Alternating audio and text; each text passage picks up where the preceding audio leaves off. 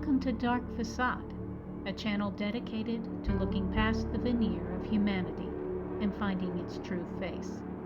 I will be your tour guide down this winding path of tales, ranging from the supernatural, science fiction, and twisted love.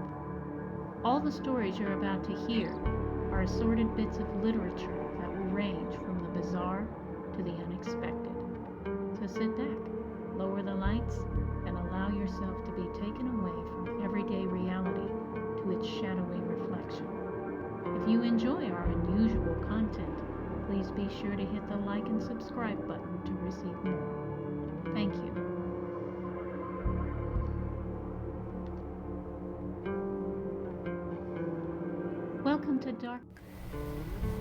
Welcome back to Dark Facade. This is Bastian and Lucia, Part 12. Word was sent down later that night that his father had passed, and the crown was his. The old fool had lived long enough to see his final edict done, to kill the love of Bastian's life. He stared out his window as resentment consumed him. Gaius had taken what was precious to him, and even though his father was not there to see it, he would have his vengeance. "Be swift, Dominic," he said. "Be very swift." Upon the next full moon, Alexander arrived in Alban, with an army so massive it stretched over the land like an endless sea. Word was sent to Bastian and his council to surrender within 3 days or be slaughtered. Though there were many among them who were open to terms of surrender, there were still some who wanted to fight. They were convinced magical ability would conquer brute strength every time. Bastian shook his head at their arrogance. "Your hubris will be the death of us all," he said as he looked out at the infinite number of troops. Despite the many objections raised by all on his council, Bastian sent word to Alexander that he would meet alone with him for terms of surrender. Enough people had died for the sake of keeping their ways intact. He wanted no more blood on his hands, especially since Lucia's was the last to stain his palms. Her blood, however, ran deeper than his flesh. She was a blemish on his soul that stood as an open testament to his sins. As he walked the path that would take him to her cottage in the woods, he felt his heart break one last time. His mind wandered back to those nights that he had spent with her by her hearth. He had sat in the form of a wolf with the mind of a man, silently observing the captivating creature until at last he fell deeply in love. Perhaps if he had left when his instincts had told him to, he would never have fallen under her spell. A big part of him knew this was not the case. The moment their eyes met, she had him. He belonged to her. Love was the reason he had returned night after night, and it was also the reason he had not listened to his instincts. She had captured him completely, and he was content to be ensnared. When he at last arrived under the small canopy of trees several yards from the front door of her house, he saw Alexander waiting there. Bastian had requested they meet here. He agreed to come alone if the Wolf King would agree to bring his sanguine wife. He wanted something only she could give. As he drew nearer, he sensed the presence of immortal soldiers all around. The tree line was thick with werewolves in their animal form. Their ferocious eyes glowed red in the light of the retreating sun. Perched above them in various trees were his vampire troops. With their fierce eyes, they sat and watched as readily as the owls and hawks they transformed into. Even if Bastian wanted to do harm to their king or queen, he would have been dead before he had the chance. Yet the wizard knew these precautions were put in place not so much for Alexander, but for his wife. There was a small tent set up behind the table and chairs the immortal king was seated at. Around each corner of it was posted a guard, and perched at each pole was a bird of prey. Bastian surmised that Merrick was inside. The smile on Alexander's face confirmed it when he saw the wizard looking at it. "You are Bastian, I take it?" he asked in a voice of unwavering confidence. "I am," he answered. "Please sit," Alexander invited. The wizard took his seat as he met his opponent's gaze. The werewolf far exceeded Bastian's expectations. Like himself, Alexander was taller than most men.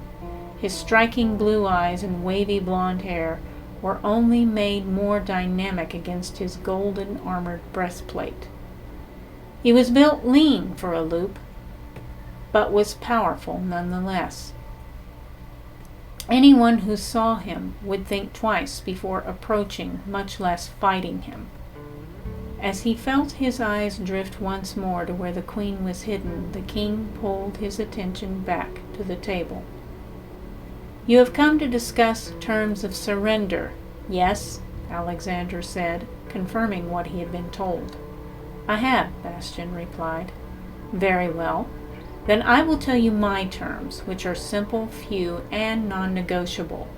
First, your kingdom is now part of mine, and you will henceforth implement all laws and policies I have put in place. Second, you will turn over all those responsible for the execution of the sanguine named Lucia Biaso." "Is that all?" Bastian blinked. "Yes," Alexander nodded. "I believe, however, you mentioned a final request, one that involves my queen." "If you will permit me, I want to speak with her," Bastian said.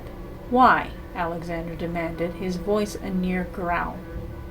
"I want to ask her something," he told him. "And what do you want to ask her?" the Wolf King pressed, as his blue eyes switched to a fiery amber color. His protective nature was beginning to surface. Bastian sat quietly, marveling at the eternal love that powered this reaction. Had he been a braver man like the one in front of him, he would have experienced this for himself.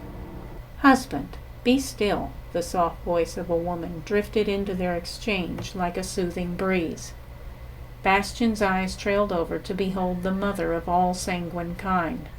Her tawny hair and eyes stood out dramatically against her porcelain complexion. She was small, even for a woman. When she came to stand next to her king, he eclipsed her in size. She ran her delicate fingers through his golden locks to put the wolf at ease, so the man could take control again. The wizard gaped at the ethereal beauty in front of him. She was nothing less than angelic in her perfect white gown, as the last rays of the sun found their way to her through the trees. He smiled sadly as he remembered how the shadows seemed to retreat from Lucia's path, and the light followed her wherever she went. Dear God, she was so beautiful. "You must forgive my husband. He's very protective of me. To be fair, it is the nature of his beast," she grinned, before leaning over to kiss his cheek. "A queen as rare and precious as you should always be protected, my lady," Bastian replied. She thanked him with a humble dip of her chin before asking him what it was he wanted from her. "It is my understanding there is a place set aside for sanguines, those that love them. A place called the Vale," Bastian began. "Yes, it is our final reward," she replied.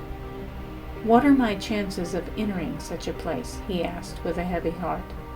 "I don't understand," Merrick said in confusion. "My sins against your kind are many. I have wronged them over the years, but my greatest trespass is also my greatest regret. I, and I alone, am responsible for Lucia's death. As king, I take full accountability for ending her life. The punishment is mine to bear." Though Alexander's eyes burned with a deep fury, there was a respect in them as well. This was why Bastian insisted on meeting with him alone. He wanted to take all the consequences upon himself, and in doing so spare his kingdom further bloodshed. When the wizard looked over at Merrick, there was nothing but compassion in her gaze. Despite all his terrible deeds, she bore him no ill will. How could he have spent so much time persecuting creatures that were so remarkable? Their mild nature, their ability to heal, how easily they forgave. It was nothing short of miraculous. Alban had murdered something precious, something rare, all in the name of tradition. While he stared into the serenity of Merrick's eyes, his remorse began to eat him alive. By killing Lucia, he had mortally wounded his soul. "Come, my lord, stand beside me and tell me of this cottage in the distance," the queen softly commanded as she slipped her small hand into his. Under the watchful eye of her husband, Bastian stood beside Merrick beneath the rising moon to reminisce on his happiest of times. This had been her home. A lone wolf whom she had healed loved her and guarded her door. I enchanted him, then took his form. She knew me as a beast before she knew me as a man. "This is how you came to know and love her," Merrick stated, as if she had already known it. He nodded as the bitter longing for those bygone nights resurfaced. "Tell me, sire, what is it you want? Besides forgiveness, what do you ask of the veil?" He looked down into her patient stare, then back at the now abandoned house. "I would see the soft glow of candlelight within those window panes. I would see her silhouette passed over them as she makes her way to the door. I wish to hear her call me softly and invite me in to sit at her hearth. I want to feel her hands gently caressing me as she sings songs from her faraway land. Most of all, I want to lie down with her and listen as she confesses the deepest secrets of her heart. I would have the veil give her what I denied us both, a life together." "And you hope to purchase this with the laying down of your own life?" Merrick asked softly. "Salvation has been purchased through sacrifice many times. The God you worship surrendered his life for the sake of all humanity. I offer my blood and my soul, tattered and frayed as it is, in hopes of redemption for myself and my kingdom," he told her sincerely. "The blood you offer in payment for your kingdom is between you and my husband. The veil is not interested in that. It does not want your sacrifice," she replied. "Then there is no hope for me?" he asked, in a voice heavy with despair. "No, I didn't say that," she said, lightly shaking her head. "The veil does not ask for sacrifice, but repentance." He stared into her tawny eyes with renewed optimism. "I can see the remorse in you and feel the heavy sorrow of your heart. You carry the misery of your trespass as Atlas bore the world. Your blood will buy redemption for your kingdom, but it is your repentance that the veil demands. Does the veil see me as you do?" She stared into his mournful gray eyes and smiled. "Better. It sees you so much better than I do," Merrick assured him. "Then tell me, my lady, my queen, what must I do to receive its grace?" he asked, feeling a true sense of humility for the first time. "Hold my hand, my lord.